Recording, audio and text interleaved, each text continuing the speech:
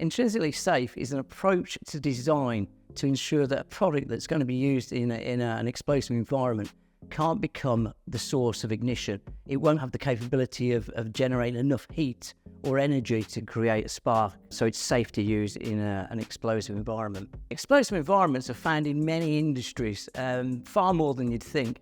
They're obviously in chemical plants, in oil and gas industry, where you expect to find gases and maybe vapours. But there are other industries which are less obvious, perhaps a wood mill or a facility that processes grain, where you're going to get dust in the air or you're going to get fibres in the air that could also become explosive. Now, when we refer to an explosive environment, there are several terms used. Some people call them hazardous areas, hazardous locations. In America, hazardous locations is shortened to HAZLOCs, so often referred as a HAZLOC area.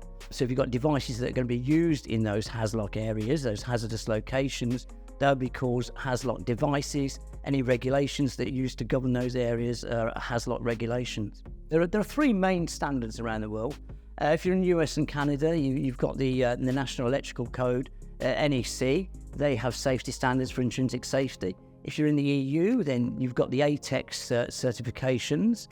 And if you're anywhere else in the world, then the IEC, the International Electrotechnical Commission, have devised, over the last 20 years, they've devised a safety standard that tries to harmonise all the other standards and make a more internationally recognised standard. So that's used across the rest of the world. The principles are pretty much the same. They're all there, obviously, to make something intrinsically safe, not cause an explosion.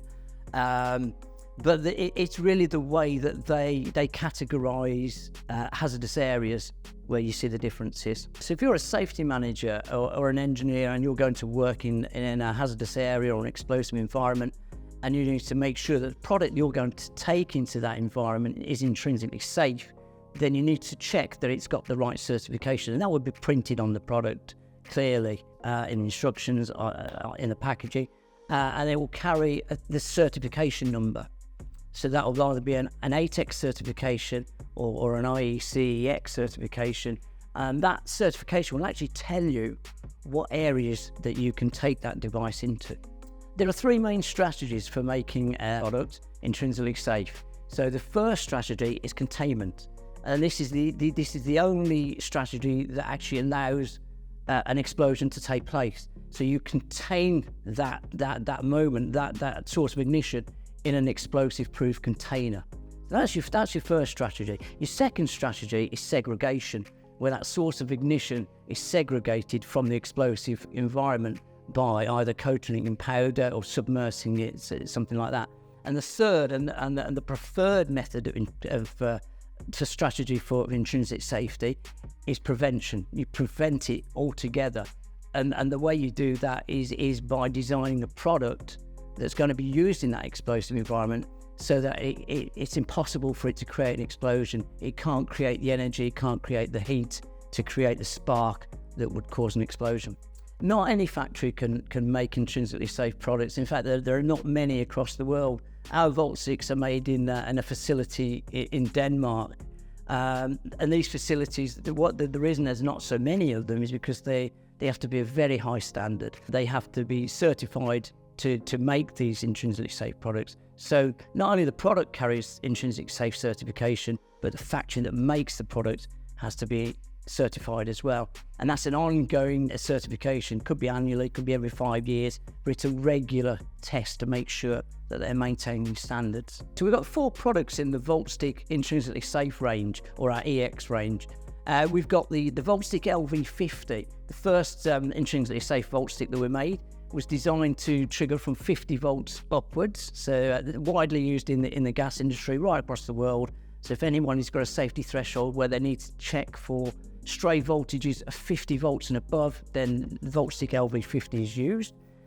We've recently developed the VoltStick LV12, identical to the LV50, but it uses a higher sensitivity, but it triggers from a lower voltage. So it triggers from 12 volts up. And that's used widely in the US. We've also got a VoltStick that's more specific for engineers, and that's the EX230. So that's a more accurate VoltStick, and that'll trigger from 200 volts upwards. and not a volt stick. It doesn't detect voltage, but we've got a magnet stick that detects magnetism. Again, used in the heating industry, oil and petrochemical industry. Volt stick was the first company to make an intrinsically safe volt stick that was ATEX and IECEX approved and could be used in these hazardous environments.